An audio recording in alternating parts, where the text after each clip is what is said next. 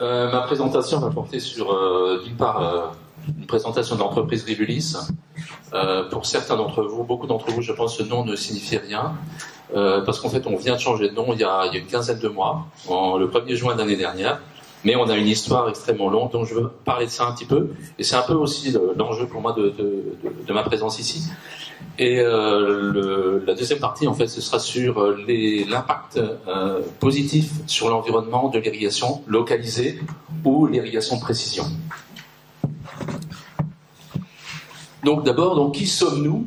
Rivulis Irrigation, c'est une entreprise, un groupe en fait qui est basé en Israël aujourd'hui.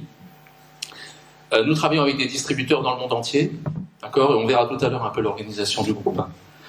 On propose une ligne complète de produits de micro-irrigation, c'est-à-dire des gaines souples, des gaines rigides, avec des goutteurs intégrés, des goutteurs pour les serres, des micro-asperceurs, et tous les produits qui permettent d'aller depuis la source d'eau jusqu'à la plante. D'accord, c'est vraiment une ligne complète. Dans le monde, il existe 2 ou 3 sociétés susceptibles d'offrir un portefeuille de produits de cette nature. D'accord, une gamme aussi large. Ce qui nous permet d'adresser en fait tous les marchés, on va dire potentiels pour l'irrigation de précision, que ce soit les serres, l'agriculture intensive en serre, l'agriculture, le maïs, le coton, la canne à sucre. Bien sûr, le maraîchage, on y reviendra puisqu'on est leader dans le maraîchage, mais aussi l'arboriculture, l'horticulture et les espaces verts.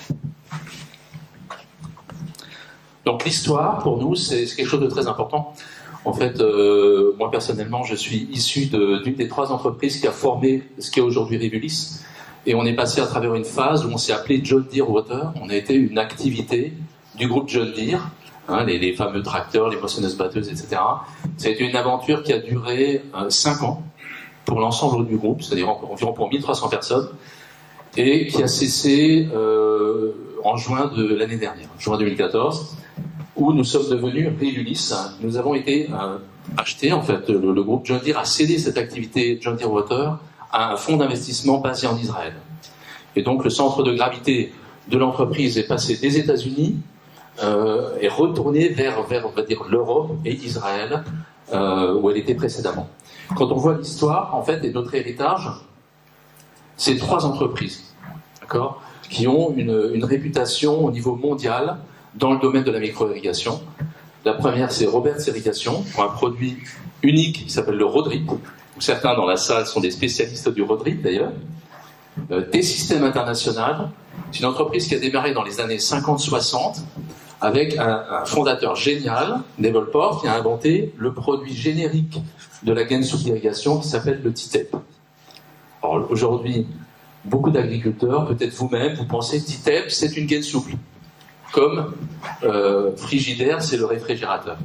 Et dans le monde entier, je peux vous dire, moi qui étais responsable des usines de John Deere Water pendant des années, j'ai rencontré des agriculteurs qui disaient « Ah mais moi je mets du TITEP ». En fait, c'était le produit concurrent. Mais donc c'est vraiment le produit générique. Donc ça c'est l'origine du TITEP, c'était Système International, basé aux États-Unis, qui avait une usine en France et une usine en Australie. Et troisièmement, John Deere a fait l'acquisition de Plastro International, qui est en fait un kibbutz. Comme plusieurs des sociétés aujourd'hui qui sont leaders dans le monde de la micro-irrigation, une partie d'entre elles sont nées en Israël. D'accord ? Et en général, ce sont des kibbutz. Notre grand concurrent Netafim, c'est la fusion de 2 kibbutz. Le deuxième mondial, qui est maintenant Nandanjen, c'est également 2 kibbutz. Et donc Plastro, c'est un autre kibbutz du nord d'Israël qui a 2 usines qui font partie de notre groupe. Donc aujourd'hui, ces 3, et depuis 2008 en fait, ces 3 entités ont fusionné dans un seul groupe qui aujourd'hui s'appelle Rivulis. Alors, en ce qui nous concerne, il y a eu une grande mutation après la sortie de John Deere, puisque John Deere, c'était véritablement une activité qui devait supporter les grandes cultures. Vous savez que John Deere est vraiment spécialisé dans la grande culture, le maïs, le coton, etc.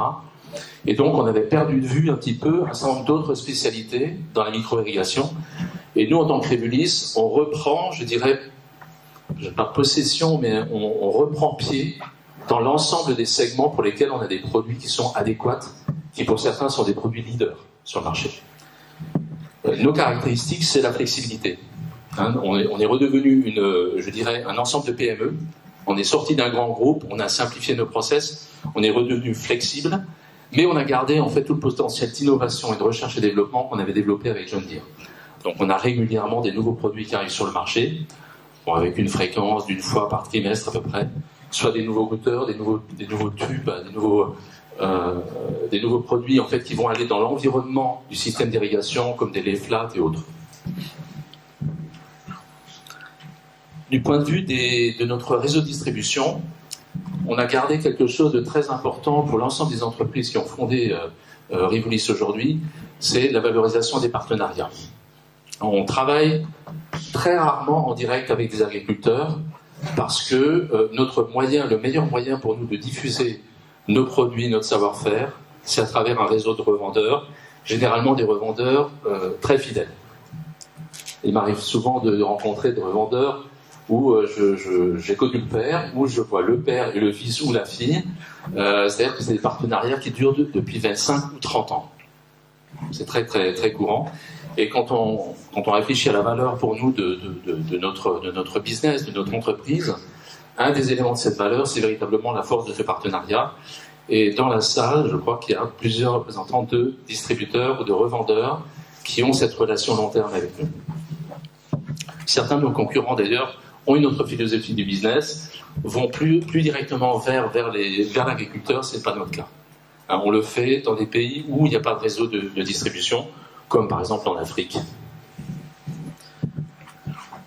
Donc vous voyez qu'ici, par exemple, pour la région dont je m'occupe, en fait, c'est-à-dire l'Europe, le Moyen-Orient et l'Afrique, on a à peu près 400 revendeurs. Notre chiffre d'affaires aujourd'hui est de 240 millions de dollars, donc on représente sans doute le numéro 2 en Europe, le numéro 3 au niveau global dans ce secteur d'activité. Du point de vue des opérations, en fait, on a hérité en fait, des 3 entreprises et de John Deere Water, 11 usines réparties dans 9 pays. D'accord ? Pour ce qui concerne l'Europe, on a 2 usines en Europe, une en France, dont je vais parler un peu plus tout à l'heure, et une en Espagne, qui ont chacune leur spécialité. On a 2 usines en Israël qui s'occupent également d'autres segments d'activité et de produits. Puis ensuite, des usines en Inde, en Australie, aux États-Unis, en Amérique du Sud. Alors, quelques mots sur, on va dire, un de nos fleurons, hein, qui est notre usine de l'Espinasse, dans le nord de Toulouse. Donc, cette usine existe depuis 1987. Donc, elle occupe plus d'une centaine de personnes, hein, de façon permanente, plus des intérimaires dans la haute saison. C'est l'usine, c'est la 2e usine la plus importante du groupe, hein, et elle est dédiée uniquement au TITEP, c'est-à-dire la gaine souple d'irrigation. C'est des gaines qui ont une épaisseur de 150 à 400 microns à peu près. D'accord ? Nous distribuons dans 40 pays, depuis l'Afrique du Sud, si vous voulez, en passant par l'Europe, tous les pays de la Méditerranée, y compris la Turquie, le Moyen-Orient et jusqu'au Kazakhstan. Donc c'est un produit qui se transporte très facilement. Contrairement à une autre activité de notre groupe qui est des tubes avec des goutteurs intégrés, où on transporte beaucoup de vide, où à ce moment-là, il faut vraiment avoir des usines à proximité des marchés. Pour ce qui concerne la gaine, en fait, on peut avoir 2 ou 3 usines dans le monde et on a une très bonne couverture, une couverture relativement économique du point de vue logistique. Une réputation d'excellence, hein, et on vise toujours plus haut, mais on a une réputation d'excellence dans nos produits et on essaie de l'avoir également dans notre service. Et aujourd'hui, on est en train d'étendre un petit peu notre activité dans le domaine des projets clés en main, qui n'était pas la vocation initiale du groupe, et on développe cette activité en particulier en Afrique et dans les pays du Moyen-Orient et dans des pays qui sont plein développement pour l'irrigation comme le Kazakhstan, l'Ukraine et la Russie. Voilà. Et je l'ai indiqué tout à l'heure, la valeur du partenariat pour nous, c'est fondamental.